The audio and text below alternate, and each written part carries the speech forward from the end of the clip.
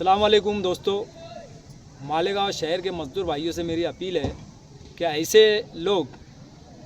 जो जिनके बच्चों का साथ कारखानों में हादसा हुआ हो, किसी के बेटे का हादसा हुआ हो, किसी बहन का हादसा हुआ हो, बहन का इंतकाल हुआ हो कारखाने में साइजिंग में काम करते हुए और उनको मुआवजा सेठों ने नहीं दिया हो या 25-50 हज़ार दे के आपको घर भेज दिया हो, तो जिसकी ढोटा लगने से आग फूटी हो, चक्कर में हाथ जाने से हाथ कटा हो, करंट लगने से मौत हुई हो, ऐसे तमाम पूरे शहर के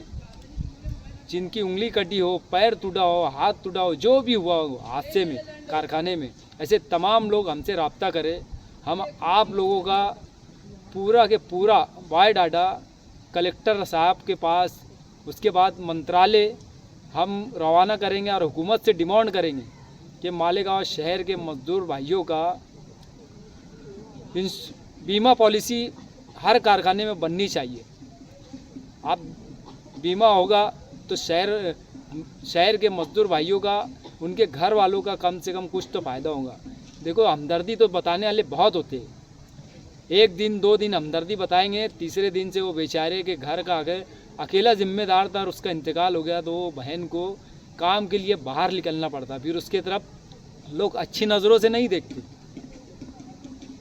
अगर हुकूमत से उनको कुछ पैसा मिलता है, कुछ मदद मिलती है तो ये उनके लिए राहत होगी। इसलिए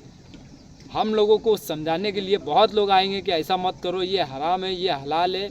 मैं उस पर बाद में बोलूँगा। लेकिन मज़दूर भाइयों, बीमा पॉलिसी की हम डिमांड करने वाले हैं, आप लोग हमारी मदद करें। जय हिंद, अस्सलाम वालेकुम। अगर आपने अभी तक हमारा चैनल सब्सक्राइब नहीं किया तो हमारे चैनल को सब्सक्राइब कर